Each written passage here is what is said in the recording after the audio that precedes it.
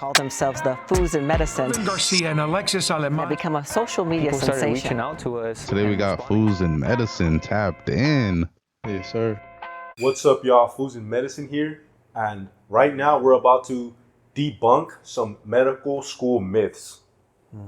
So one of the med school myths is, do you guys get no sleep and just drink a ton of caffeine all day?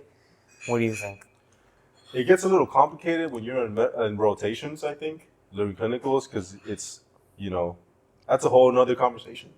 But right now, to be honest with you, I'm getting 8 hours of sleep. And I do drink coffee, but not to stay up late at night. Yeah, I think it depends on where you're at too, to be honest. Like if it's exam week or something like that, like Right. I mean, I personally have had days where I'm like, man, like I'm running off caffeine. Like Definitely. I'll wake up.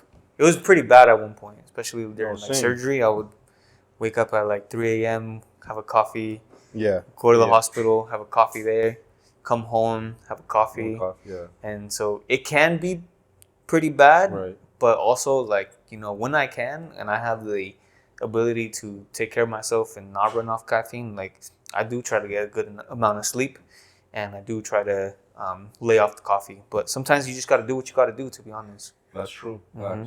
Yeah.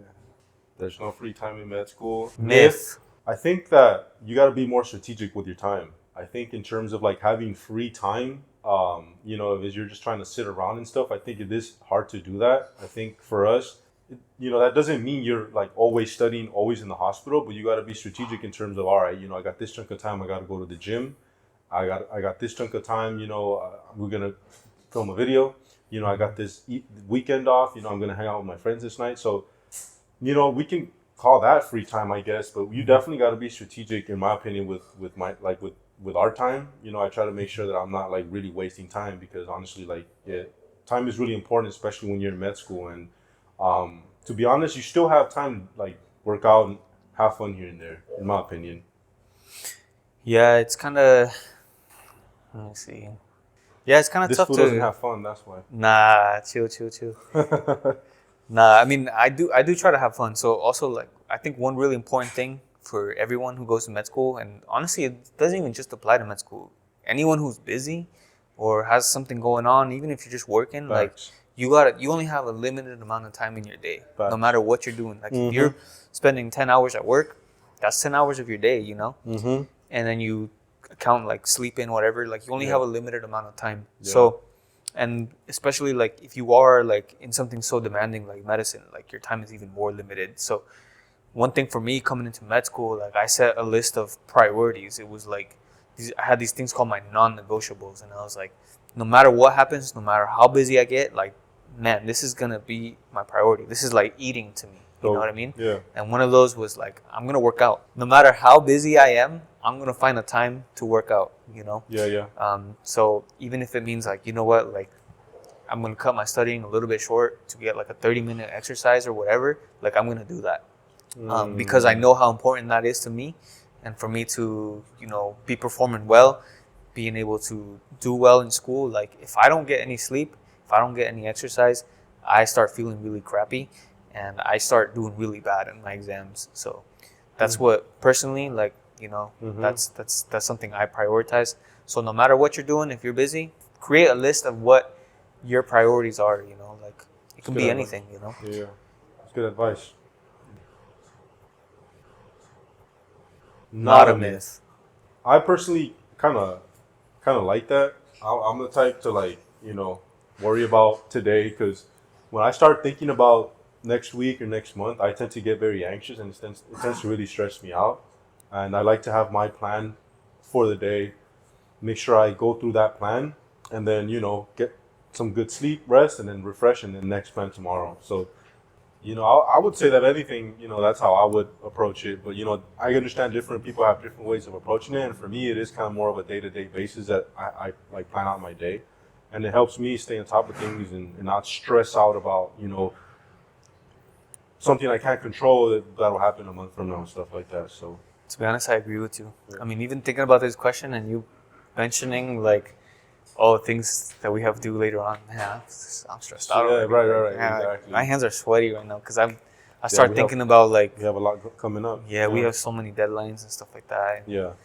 Oh man, I don't like that, and I don't like living in anxiety. Like that will just ruin your time. It will ruin your day.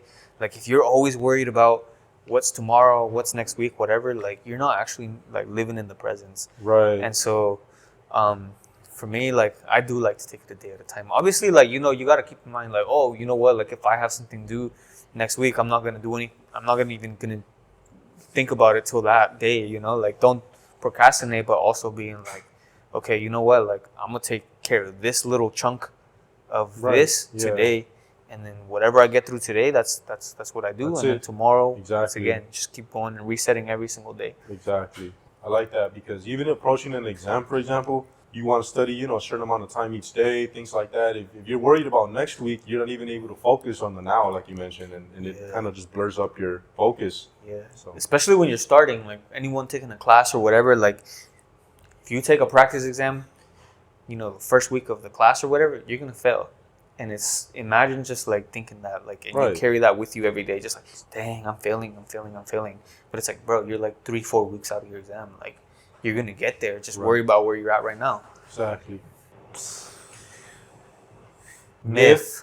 I think we're kind of lucky at our med school where it's like pass fail for preclinicals. You just gotta pass. There's no like top of the class A, like you getting A's, you getting B's, and I think that for us that might change that experience versus other med schools, because I never felt like, oh, I have to get better grades than this person or you or that person. It was just like I need to just do me.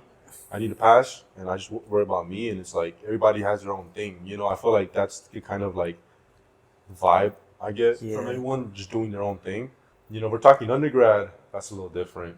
Yeah, I think this is definitely a myth. And I think a really important thing to point out, actually, like for anyone who's trying to go to med school, because once you're in, you're pretty much in. Like, I mean, obviously you're in, but once you're in, like you're going to become a doctor.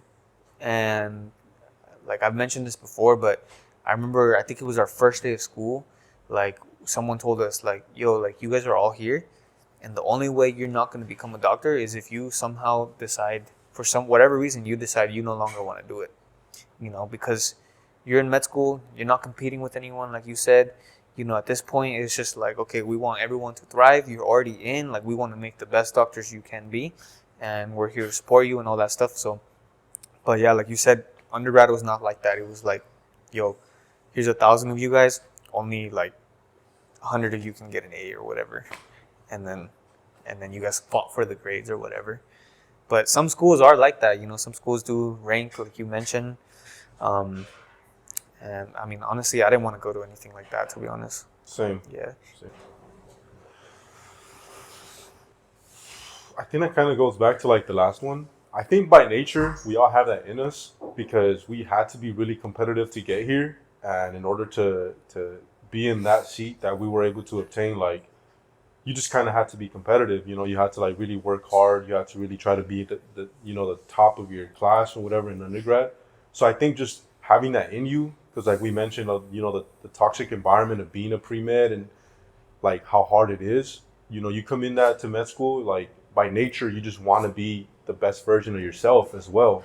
So I would say like more of that instead of like people really competing with one another. I think everyone just wants to be the best version of themselves. And I think, I mean, it might be different in different med schools, but again, ours is like pass fail. So there's not really a sense that people are competing with one another and like purposely trying to sabotage one another or anything like that to like be better. But everyone's definitely like on the grind, doing their thing.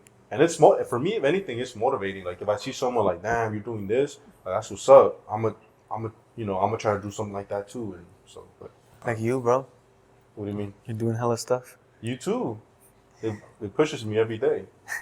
School's on it. So I mean, I think that's what it is. Like we're all competitive, but we're not competing with like one another like that necessarily in terms of like, oh, I want to be better than you. It's like we all have that drive in us, and for me, it's like it's motivating. Yeah.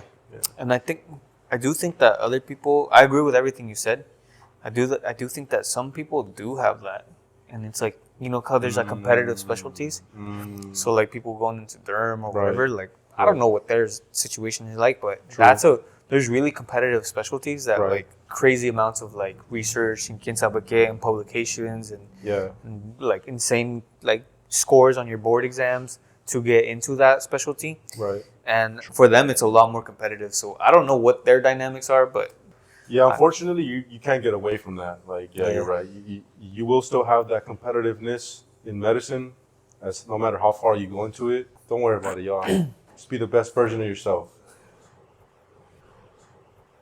If you will make friends in med school. You will make friends in med school. I mean, unless you're like lock yourself in a room all day or something, like you're gonna interact with so many people. Like, yeah, you're gonna be around a ton of people all the time, but like, no, like you have to. And I mean, I feel like, you know, at some point you'll gravitate towards someone, you know, and you'll make a friend. So, to be honest, I feel like in med school I've made a lot of friends. Same. Maybe even similar to college, or if not even maybe more. Yeah, I don't know. Yeah. Because college, like I was like a toxic pre-med. Like I was like grinding all the time. Like I was just like, yo, I'm gonna get to study. Like, I'm not trying to go to this social or whatever. Like I'm gonna go study. Like no, I don't got time for that. Like I'm trying to get to med school. Like I'm gonna do whatever it takes to get here. That was my mindset then. Facts. And now I'm like, all right, well, let's enjoy the ride. You know, like meet people if there's opportunities for, you know, like if there's some cool event going on. Like I'd rather go to that and see who I meet or what I get out of it versus like, oh, I'm gonna stay home and study for an extra hour. Like we're gonna study for the rest of our lives. Like that's how it is. And you shouldn't neglect it, pero you should also take advantage of like the things that aren't always there, you know. So I agree 100%. If whoever you're with needs to know what your goals are, right? Like if your main goal in life is to accomplish so and so, like whoever you're with has to like support you in that, you know. And med school is very, very demanding, as everyone knows. So it's like, man, like if someone's gonna be with you, like they gotta be like, yo, like supportive of that, because man, like this can be really tough. And like to be completely honest, like especially like rotations where we were at last year, like school can be like almost your entire day, but in a way it's like, yo, this is my dream, and this is what it takes. So if definitely don't consider another career just because you got a C in the class, in my opinion. I failed an exam in undergrad. Like I got a C for one class in undergrad and I didn't change my mind, so I don't think you should either. But that being said, like honestly, if you really want to be a doctor, there's a ton of ways out there to get there. It doesn't have to be the traditional, you know, you do 4 years of undergrad and then you go straight to med school. Like, no, there's plenty of ways to be able to get a med school nowadays. You take years off to work on your application. That are, you know, they're now called enrichment years instead of gap years. People are kind of calling them now. There's post-bac programs out there that are both like official post-bac programs and unofficial post-bac programs. So you can kind of just create yourself to boost up your GPA, to study for the MCAT. There's so many ways. So honestly, definitely don't give up no matter what, I would say. Pretty much agree with everything you said. It's like life, man. Like there's up and downs. Like you're going to screw up, you're going to fail. Like that should be an expectation.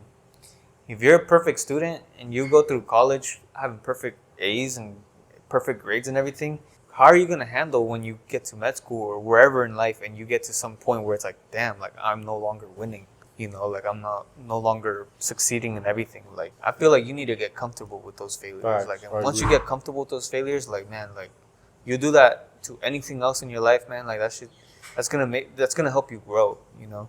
I got the best grades I've ever gotten came after failing an exam or something. I love that. Or doing really bad in an exam. I love that, bro. It's always been like that. I remember in one class, I failed the exam so bad and I knew it that I literally like was so disappointed, you know, because of that. I went to the library in my undergrad school and I literally cried because that's how bad I felt. And I was disappointed because, you know, I knew it, but it wasn't because like I like didn't understand it. It was really because, to be honest, I didn't put the time in it and I knew that. And I was disappointed in myself because I was sitting in the exam and I didn't know a damn thing. Damn fool. I felt it so bad, bro. I was very disappointed in myself, and I literally cried for like an hour straight after that. It was crazy. I didn't know you cried, bro. I see this guy go some big fool. I never thought that, but I mean, I appreciate you being vulnerable. Honestly, one like thing, but I had a similar thing, man. Like I remember it was my second chemistry exam, and it was my first time going home. So I went to college like 2 hours from home, and I was like on a boat. I took like a ferry to get to where I live, to my parents' place. And I was on that boat, and my exam scores came back. And like I remember I was studying so hard for that exam. I literally was at a point where I'm like, man, I know this stuff so well. Like, like I can teach this. I just felt so good about myself. Took the exam. It was horrible. And I got the score back on my way home, and I got like a 35%. And I'm like, what the, dude? Like, I couldn't even believe it. I'm like, I put so much work into this. Like, how did I get 35%? It just made me feel so crappy about myself. And I also like, man, I cried on my way home too. I was like, man, like I feel like a failure. Like I'm going to my parents. Like I'm going to college to like, when I should be helping out my parents, they don't speak, English, nothing like that. Like I should be helping them out. I should be helping them out with work, with money, all this stuff. And I'm out here just failing an exam. And I just felt so, I don't know. Disappointed. I felt disappointed. Yeah. But it happens, y'all. And you know what? We're still here. So don't let it stop you. Yo, what up, everyone? What's Thank up, you. y'all? It's Foos and Medicine right here. We're at Cafe Calle, and we got our little cafecito. Yeah, for real. In South Central, Cafe Calle. Shoutout. Make sure you guys check them out here in South Central. The address will be on the screen. And thank you guys for letting us, film these videos here. Shout out to SCLA Clips, part of our team. They're gonna help us record our content, moving forward. So big shout out to the homies. I hope you guys out actually record this as well. Also, another shout out to NHMA. It's the National Hispanic Medical Association. Basically, it's a network of pretty much physicians, medical students, all that stuff. And they're holding their National Leadership Summit in Washington, D.C., April 12th through the 13th. So if you're a medical student or pre-med or whatever, this is really good exposure, really good for networking, all those things. So, pull up. Definitely, yeah. Make sure you check out more details on the event. We have the poster on the screen, and it's a good way to kind of get out there and get exposed to people in the medical field. So check them out.